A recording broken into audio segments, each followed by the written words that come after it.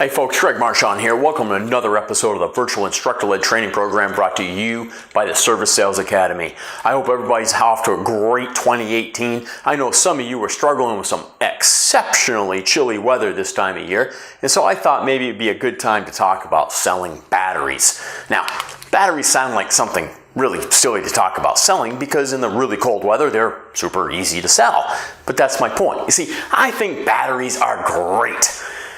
No, there's not a whole lot of gross profit in batteries anymore, and they're a bit more of a commodity than they used to be. So some of you are rolling your eyes going, yeah, dude, you are so full of it. But they are something that customers tend to know something about, or at least perceive they know something about. And that reason alone, I think, makes them awesome. Because of that point, batteries can help you better your selling skill. What? Think about it. You want to get better at something? Then practice something you have a lot of confidence in. Because if you're already got an easy sale with a battery, now you just got to apply the customer buying process and the customer, I shouldn't say customer selling process, your selling process to selling batteries, and you're going to have a real confidence boost, and you're going to gain some skill. They're also a great way to connect other repairs to the visit. You see, batteries are one of those things, again, that customers know something about, kind of like brakes and kind of like tires and kind of like alignments. They're an entry into your shop. They get the customer through the door. Once they're through the door, if you can connect the pieces, hey, you got an easy sale. But more than that, if you take something easy like this and try to get better at selling process, it's going to make the more complicated stuff even easier. Don't forget though, no matter what it is, even if it's something really simple like a tire, a battery, etc., you've still got to learn something about the products that you sell. Because knowledge really is power. Knowledge is more confidence than it is anything. And if you know a lot about something simple, the customer's going to pick up on that. You're going to throw a few things in there every now and then. The customer's going to go, whoa, hey, this dude really knows what he's talking about. Or, wow, she knows a lot about this. So learn something about the products you sell. We do a whole bunch of technical knowledge for service advisor stuff in our virtual training program just to give you a real 30,000 foot level view of how things work so that you can have better conversations. So make sure you check out the battery one that's associated with this training session. The more you know, the easier that sale's going to be. Do you remember this? Boy, I sure hope you remember this. We talk about this an awful lot. This is the customer buying process. Now, the reason I talk about this so much in our selling program is because this is basic human psychology. We know, scientists know, medical professionals know, sales professionals know, this is how customers buy things. This is what they go through as far as the thought process goes when they want to buy something. It begins with recognizing we have a need. Well, that's why batteries are so easy to sell, right? Because a customer thinks, hey, my car won't start, I need a battery. And they walk through the door and they say, hey, I need a battery. And you say, well, I can sell you a battery. Look, they've already gathered the information as a second step as to who can help me, who can get me a new battery. They've already determined, what my options are. Well, I don't have many. I just want the cheapest battery I can find, right? They made a purchase decision. And you've said, here you go. Here's a battery. And then there's some sort of post-purchase behavior.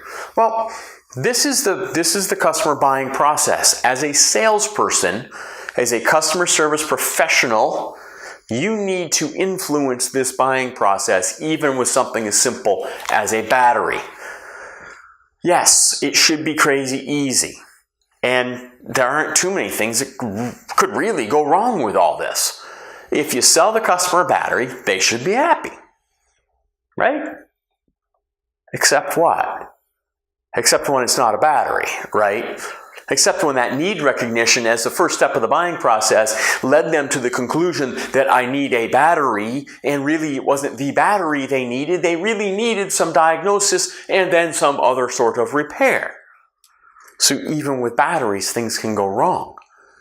Your sales process has to ensure the customer buying process goes well in order to solve the customer's pain and create a really happy customer. Now, this is a sales process that I suggest if you don't have one. If you have one, fine. If you've been to Dale Carnegie, if you've been to Brian Tracy, if you've been to any number of these individuals, fantastic. Use that sales process. If you haven't, look, this is what we teach at the Sales Academy here. First step is to listen. And we'll take you through the battery selling process with each one of these steps because it's really simple, but I want you to be conscious of how you're selling the battery. First step is to listen. Then you're going to present and explain the options using the tools that you have at your disposal that are not only going to explain the options and the alternatives, but are going to set you apart from all your other competitors in the battery selling world. Then you're going to ask the customer for some feedback to make sure you can move to the next step, asking for the sale. And then you've got to manage the customer relationship. I'm probably going to leave that part for another time in terms of batteries. But think about what Brian Tracy says. Brian Tracy suggests that you approach each customer with the idea of helping him or her with a problem, solve a problem, or achieve a goal, not of selling a product or service. And I could not agree with this more. He's right. If we approach it with the approach that we're going to solve a problem, in our case, because that's what we do in the automotive service world, instead of just selling them a product, we're going to almost guarantee customer satisfaction, right? Really important. You see, customers are usually, with batteries, already in the buying process. They already suspect they need a battery. Maybe they know they need a battery. But what is the exact need? What is the exact need? Is it really a battery? This is the trap we fall into. See, at step one of your sales process, if you listen, and you're listening to how you can solve their pain, they didn't come to you today because they wanted to buy a new battery. And that's the mistake we oftentimes make. I had some service work done on my own automobile today, and I was late. I know, I was one of those. Believe me, I heard about it. But here's what bothered me. And here's what I said to the shop. I said, you're forgetting that I didn't wake up this morning wanting to bring you my vehicle for an oil change. You're forgetting that for me, this is inconvenient. I don't want to come buy an oil change from you today. That's not fun. I don't want to come buy a battery from you today. I have a problem, and the problem is I need a new battery. If you can solve my pain without the attitude, without getting grumpy because I screwed your schedule up, it's going to go a long way with me. It's going to go a long way with a lot of your customers. If you can solve the pain, then you're going to avoid dissatisfied customers. If I just walk through your door and say, yeah, I need a battery, and you say, yeah, okay, Greg, we'll put a battery in, and then it doesn't fix the problem, now I'm grumpy. Now I'm dissatisfied. And you're going, well, that's not a big deal. You said you needed a battery. I sold you a battery. I don't understand why you're upset. We'll go ahead and diagnose it. We'll fix it. The point is, I had some pain, and you didn't listen. Oh, you listened to what I thought I needed, but you need to take that listening step one step further when it comes to your sales process. Because if you listen well enough, you're going to find some other opportunities as well. You see, in the case of batteries, customers think they need a battery. And batteries are batteries, and that's pretty simple. So if I walk in and I say, I need a battery, and you try to sell me anything else, then you're trying to take advantage of me. No, I know you're really not, but the customer doesn't know this. This is what they're thinking. They know what batteries are. They go in the flashlight, push a button, flashlight lights up. How tough's the battery? There's no problem. I know what I need. Car won't start. It must be a battery. You and I know it could be a dozen other things. Yes. Keep listening. Confirm the need recognition. Confirm why they think they need what they need. Dude, why do they think they need a battery? Are there any related symptoms? Anything else I should know about when the car didn't start? Or what was associated with the car not starting? Did it turn over at all? Did the headlights dim when it tried to start? Gather information for the technician, because the technicians are trained not to just put parts in. The technicians are trained to diagnose and then repair, not just put parts in. I used to work with a guy that would write on the back of the repair order if I wasn't there and I'd ordered a part and it came in while I was gone, he would write on the back of the repair order, did not diagnose, did not order part, just put part in. And we used to laugh about it, and it was a pain. But you know why he wrote that? Because he had been trained for 30 years. I'm not putting a part in that I didn't diagnose. Because how do I know you got it right? Well, how do I know the customer just needs a battery? Technicians need information because they're going to do diagnosis anyway. You're trying to shift the need recognition from I need a battery to let's make sure you do need a battery. Let's diagnose what your no start problem is or your hard start problem. And let's go from there. Now, I'm going to shift context a little bit here. I want to stick with the selling batteries thing. But we all know, you and I both know, that this could go a dozen different directions. So we have to, as an instructional tool, we have to take this in our own direction. So let's just say that when that customer comes in and says, I need a battery, and you ask a few questions while you're listening and gathering some information about, what leads you to believe you need a battery? Was it hard to turn over? Did it just click? Did the lights dim when it did turn over? Things, and just making sure that the battery is the root cause of the problem. Because unfortunately, there could be a dozen other things in weather like this that could create a very similar circumstance. So I want to begin by asking my technician to diagnose your hard start concern, because that's really the real problem here. And once we know the true answer, then, and we know it's a battery, then we can go ahead and put a battery in. Now, let's assume it's just a battery. And at this point, I'd say we all know what assume does. I don't want to lead them down the path that it is just a battery. But if I have them in front of me or I have them on the phone, I do want to get a little more information about how they use the automobile. I want to know if they've added any accessories to this thing. I basically want to know if they need a battery upgrade. So I might say, now let's assume that it's just a battery. We all know what assume does, but let's just say for right now, a technician comes back and says, yep, just needs a battery. I want to make sure we've got the right battery for you for the way you use your vehicle to ensure satisfaction for years to come. Ask them, how do you usually use it? Is it highway miles? Is it city stuff? Is it a lot of short trips? Do you take it up to the ski hill every weekend? Would you tow with it? Where do you go with it? You drive across the desert all summer long? And it may lead to some different level of understanding of how they use it, what they might need for a battery, and you'll be able to create higher levels of satisfaction because you didn't just say, yeah, you need a battery, I got a battery, and throw an old battery in there. You actually might have helped them out a lot. Well, you know what? I use it on a construction site. I've always got lights on. I got the radio on. I got, this going, that going. Hey, look, you know what? Let's put a higher reserve capacity battery in this thing for you. Let's upgrade the battery so that you're ensured that it will start every single time. So you've listened. You're gonna present and explain the options. Once you get all the information, once you have this information, then you can talk about what batteries you have available so that we get the right battery. Again, ask about modifications, ask about anything that you should know. Electrical accessories, how do you use it? Are there, did you put a new stereo in the thing? Have you got an electric plow on it now? Appropriate for this time of year. All right, so gather all this information. Let's make sure we get the right battery. And maybe we get it all, and all we've got to do is explain that, hey, we're just going to replace the battery with an OE-compatible battery. We're going to put the same battery in it that car came with. You can expect another 5 years of life out of it. Or maybe it's time for an upgrade because of the way you use it.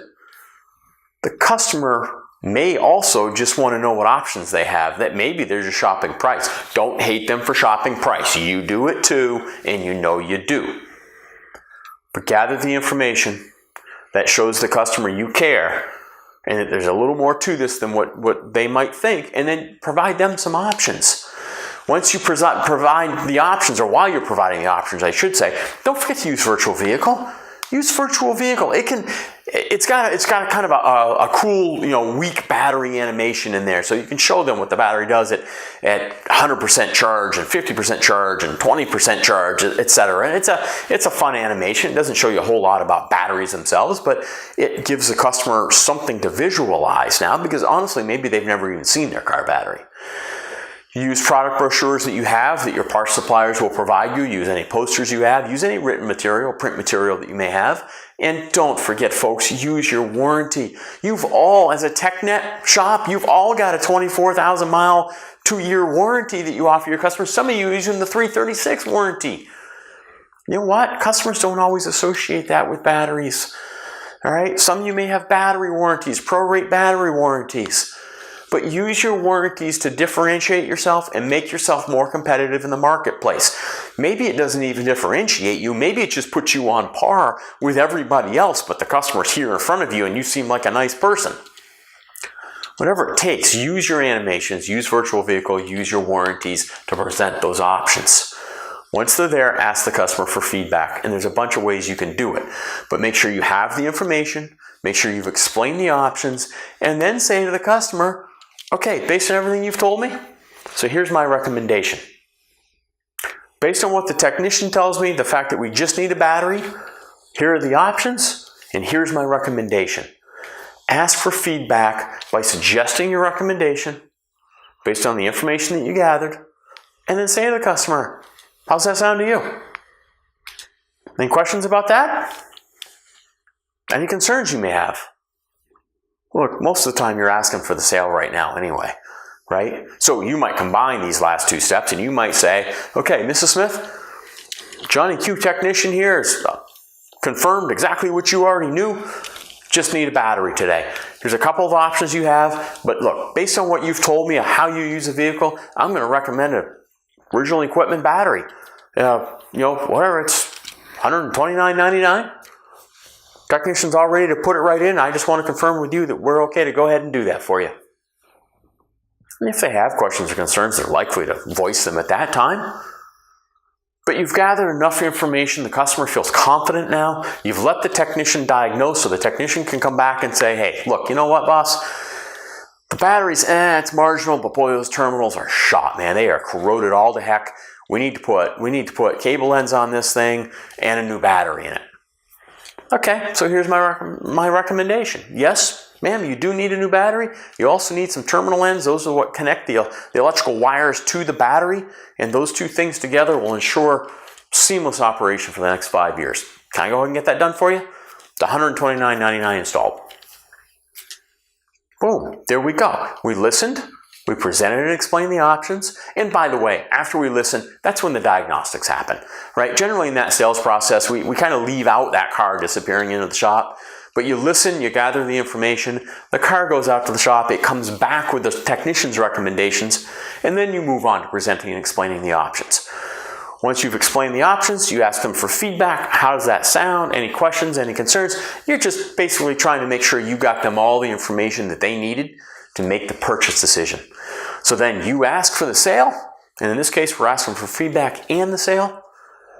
Customer can make the purchase decision, and then we can move on to managing the customer relationship.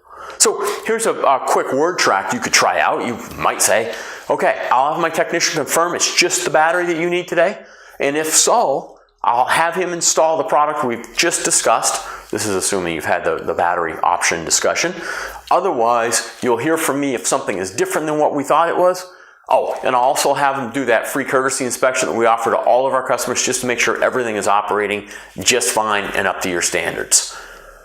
Now, what does the customer know? The customer feels like, all right, they listen to my problem, they understand my pain, they understand what I need solved here, okay? And then, secondly, the technician's going to diagnose it and make sure that's what it is. And then they're going to come back to me with a recommendation, and if it's just a battery, they're going to go ahead and do it. If it's not just a battery, then they're going to go ahead and call me, and I'm going to know about it before anything else happens. I've made a big deal out of this, haven't I? Because really, we're selling a battery. Batteries are great selling practice. And I say that because you could see what a big deal we can make out of just selling a battery.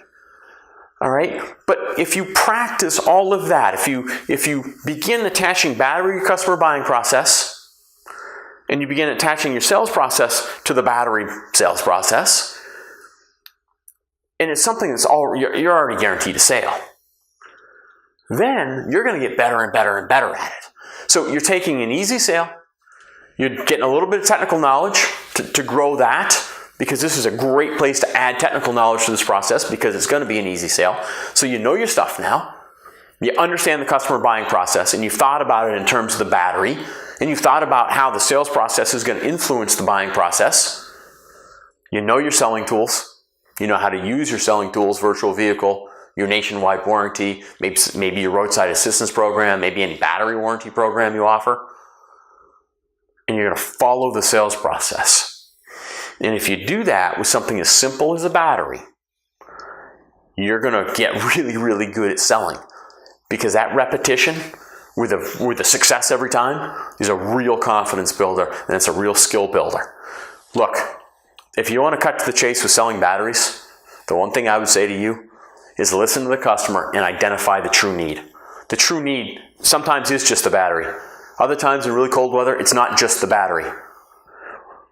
You get the customer to understand that they need actual diagnosis, and you sell that diagnosis, and then you have enough knowledge about batteries to be able to talk to them about batteries, why the battery costs what it does, why the battery's built the way it is. They're going to gain even more confidence in you. And eventually, the sales process is going to just become quick and easy, and you're going to apply it to everything. Okay? So, if you need to review this and pause, and think about, okay, the next battery I sell, here's what I'm going to do. Or, hey, you know what? I don't really understand that about a battery. Go check out the Technical Knowledge for Service Advisors program. Go talk to your technicians. Talk to your coworkers. Learn a little bit more about batteries. And practice your sales process. Folks, until next time, stay warm, keep up the great work, and never stop learning.